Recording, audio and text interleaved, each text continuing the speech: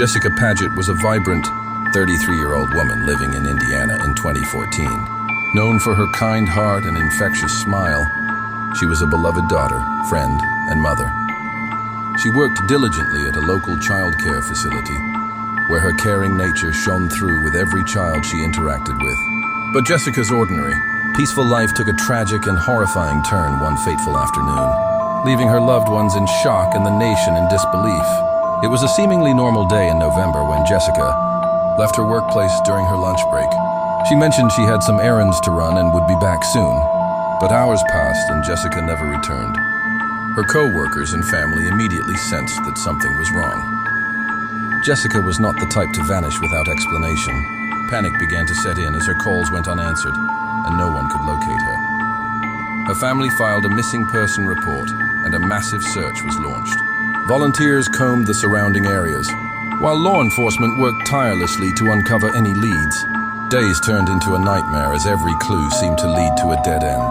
Jessica's car was eventually found abandoned, heightening fears that she had met with foul play.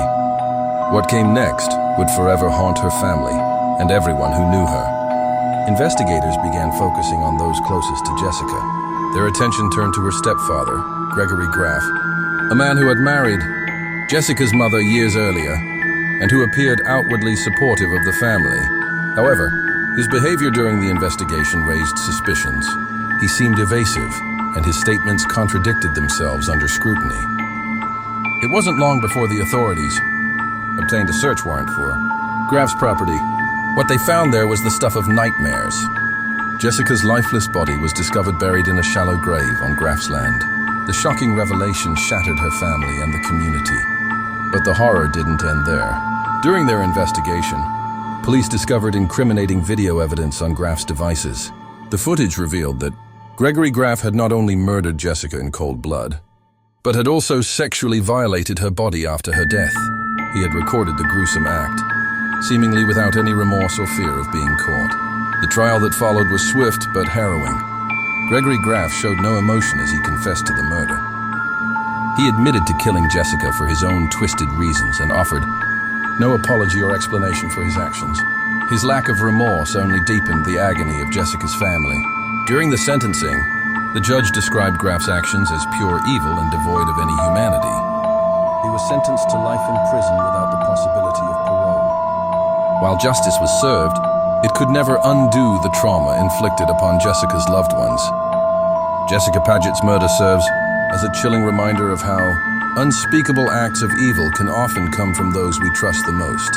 Her story is a testament to the importance of vigilance and the unpredictable nature of human darkness. Even years later, her family and community continue to mourn the loss of a kind and loving soul taken too soon by the unimaginable betrayal of someone she should have been able to trust. In the early 19th century, the Bell family settled in the quiet community of Adams, Tennessee.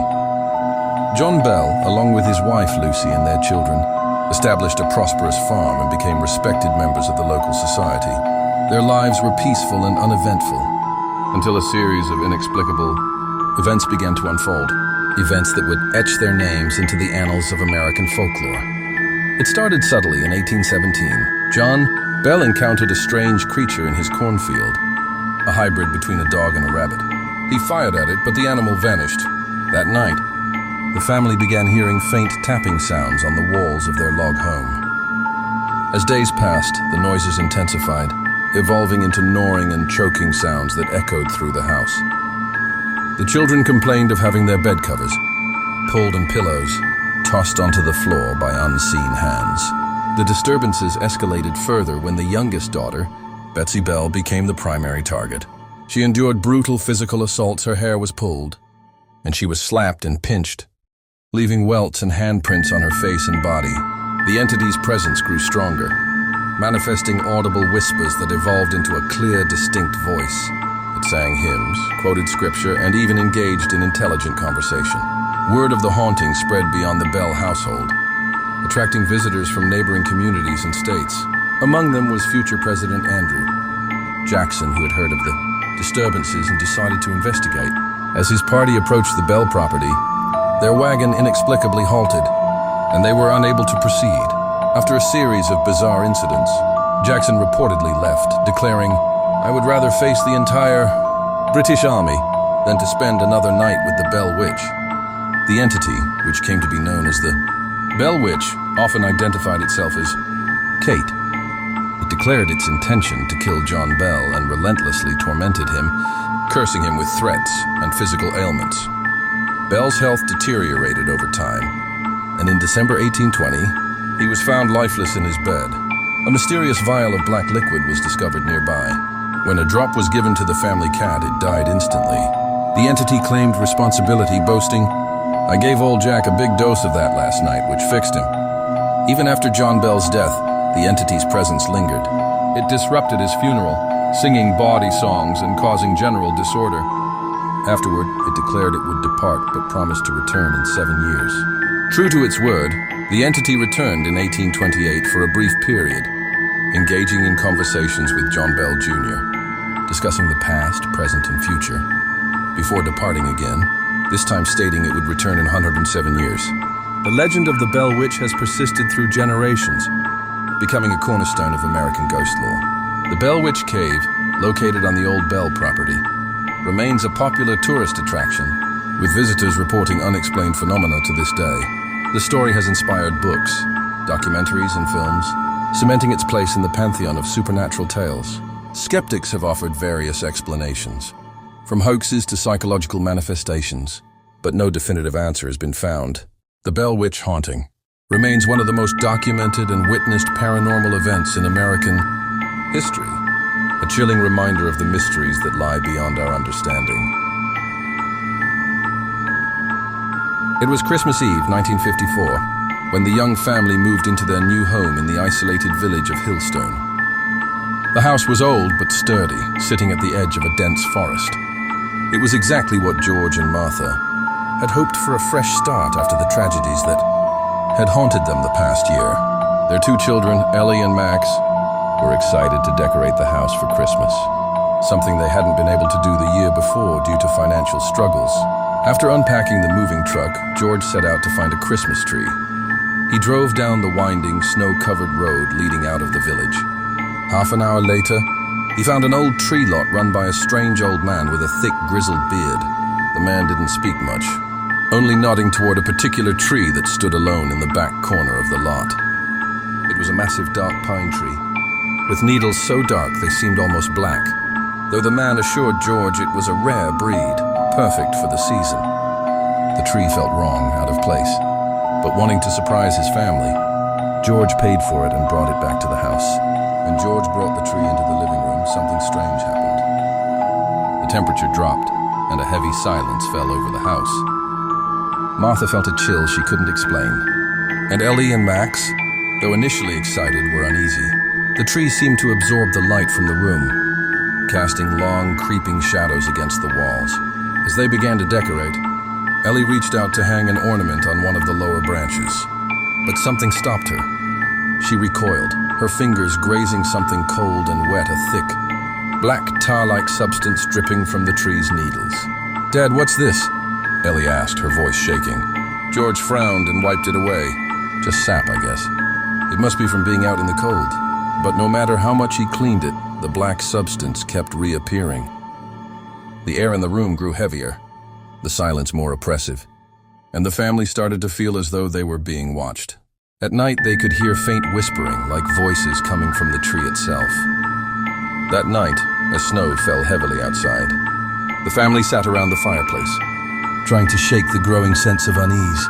The tree stood in the corner, almost watching them. Ellie and Max went to bed early, while George and Martha remained downstairs, trying to enjoy the holiday spirit. Around midnight, George heard a soft, deliberate scratching sound coming from upstairs. He looked over at Martha, but she hadn't heard it. The scratching grew louder, like fingernails on wood, and then a sudden crash echoed through the house. "Ellie?" George called, his heart racing. He ran upstairs, his footsteps echoing in the empty hallway. When he opened Ellie's door, he found her sitting in bed, staring at the corner of her room, where the tree's reflection could be seen in the window. She was frozen, her eyes wide and unblinking. "Ellie, what's wrong?" George asked, shaking her. I saw it, Daddy," she whispered. her voice trembling. It moved. The next morning, George tried to dismiss Ellie's claims, but Martha too began to feel the strangeness of the house. Every night, the whispering from the tree grew louder, and they both started to feel an unshakable sense of dread. The children were having nightmares, screaming in their sleep about shadows moving around them. Max became convinced that something was hiding in the attic. One night, Martha could no longer ignore the dark presence. She ventured into the living room alone, drawn to the tree as though something was calling to her. The whispers were louder now, indistinct but insistent. She reached out to touch one of the branches, and the moment her fingers made contact, she felt a cold rush of air that nearly knocked her back. Her breath came out in short gasps, and she saw for a split second a dark figure standing in the shadows beneath the tree. A tall, faceless shape with long, twisted limbs. She screamed and ran to George, but when they returned to the living room, the figure was gone. The following night, as a storm raged outside, George went into the attic to investigate the noises Max had been hearing. What he found chilled him to his core. The attic was filled with hundreds of small, old dolls, each one dressed in tattered Christmas clothes. At the center of them was a single doll with black eyes and a crooked smile, its head twisted unnaturally. Then, as he turned to leave, he saw a small handprint in the dust on the floor, fresh. Someone or something had been in the attic while he wasn't looking. As Christmas approached, the family's fear reached a breaking point. The whispers were no longer just at night. They followed them through the day, curling around their thoughts like a snake. The tree's black sap became more frequent, seeping into the carpet, the furniture, and even the walls. At night, the house seemed to breathe, exhaling a foul, rotten odor. That Christmas Eve, as a howling wind blew through the cracks in the house, the tree finally revealed its true nature. The dark figure from the shadows stood before them, a grotesque, twisted version of what they once thought to be a festive decoration. The tree was alive, its roots coiling and moving beneath the floorboards, reaching out like fingers. The figure loomed over the family, its mouth stretching into an unnatural grin. "You should have never come," it whispered. Its voice a chorus of hundreds of lost souls. "You are ours now." Desperate to escape, George tried to tear the tree out of the ground, but the roots wrapped around his legs, pulling him toward the living room. He screamed for Martha and the children to run, but they were already lost in the tree's grasp.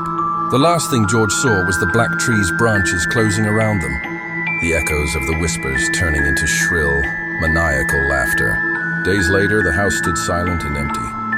The family was gone, but the tree remained. No one in the village dared approach it. For those who did said the tree's branches moved ever so slightly, as if waiting for its next victim. The strange old man who had sold George the tree was never seen again. And in the dead of winter, when the snow covered the village, the faint sound of whispering could still be heard on Christmas Eve, drifting through the wind like a memory, forever trapped in the roots of the black Christmas tree. It was a stormy Christmas Eve, and the small radio station in the middle of nowhere was dead silent. Except for the howling wind outside, Kelsey, the night DJ, sat behind the control board, her headphones on and staring out the window into the blackness of the storm. Her shift was almost over, and the station would be closed for the night, except for the strange transmission that had been playing intermittently throughout the evening. The voice on the other end was muffled and unclear, but there was something unsettling about it. It wasn't the usual Christmas music or festive jingles she'd been playing all night. No, this was a deep, rasping whisper that seemed to come from all around her. She leaned closer to the radio, trying to catch a clearer signal, but the voice grew louder. "Kelsey," it whispered. "We see you." Kelsey jumped back, her heart pounding in her chest. She'd been alone all night, so who was calling her name? The radio crackled once more, but now the transmission was clearer, the words more distinct. "You're not alone." Her fingers trembled as she tried to shut off the station's transmitter. But the controls weren't responding. The radio continued to hum with static and whispers, the frequency scrambling, as though someone or something was forcing the signal to remain live. Just as Kelsey was about to call for help, the lights flickered. The cold wind outside was getting worse, and the sound of something scraping against the window made her heart race. She turned toward the door, but the heavy wooden frame was locked from the inside. The station's phone rang suddenly, its shrill tone breaking the eerie silence. Kelsey hesitated but answered it anyway, her voice quivering. Hello? There was a long pause on the other end. Then, an unfamiliar voice replied, its tone slow and deliberate. Is this Kelsey? Yes, she said, her voice shaky. Who is this? The line went dead. Kelsey stared at the phone, dread creeping through her body. There was no mistaking it, the same voice from the radio had just spoken to her. But how? A loud crash from the back of the building jolted her out of her thoughts. The lights flickered once again, and this time they didn't come back on. A heavy, oppressive darkness filled the room, suffocating and stifling. She grabbed a flashlight and moved cautiously toward the back door. Every creak of the floorboards sounding like a threat. The air was thick with tension, and the whispers seemed to grow louder, now mingling with distant, erratic footsteps. Suddenly, the back door swung open. A tall, shadowy figure stood in the doorway, barely visible in the dim light of the flashlight. It was cloaked in black, its face hidden beneath a hood. The figure moved closer, its presence suffocating, its breath ragged. Without warning, the figure lunged at her. Kelsey screamed and ran, slamming the door behind her. But the figure was already inside. Panicked, Kelsey dashed into the station's recording studio and locked the door behind her. Her heart pounded in her chest, and her breathing was shallow.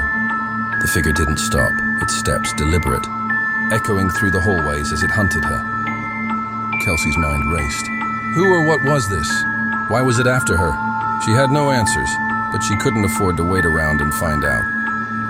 The station had an emergency exit in the back, and she was certain that if she could reach it, she could escape into the storm. She moved quickly, but the footsteps were still close. She could hear them behind her, always just a few steps away, as though the figure was toying with her. She turned a corner and nearly collided with another shadowy figure. It was taller, broader, and its face was more grotesque than she had ever imagined. A twisted grin spread across its face, its eyes glowing a sickly red. The figure moved toward her with alarming speed. Kelsey had no choice but to push past it. But just as she reached the emergency exit, a hand grabbed her wrist. She was pulled into the cold night air, her flashlight falling to the ground. But there was no one there. The door had swung open on its own, and as she stood in the howling storm, the station lights flickered back on behind her, casting an eerie glow through the windows. As she stood in the snow, gasping for breath, Kelsey looked back at the station, the door wide open. She could hear the whispers again. But now they were coming from inside the building, and they seemed to be growing louder, more intense. The figures in black, the shadowy visitors, had disappeared, but Kelsey knew they weren't gone. They were still watching her, waiting for her to return. She could feel their eyes on her, lurking in the dark corners of the storm.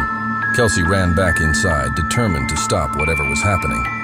She grabbed the phone again and dialed the station's emergency number, but the call wouldn't go through.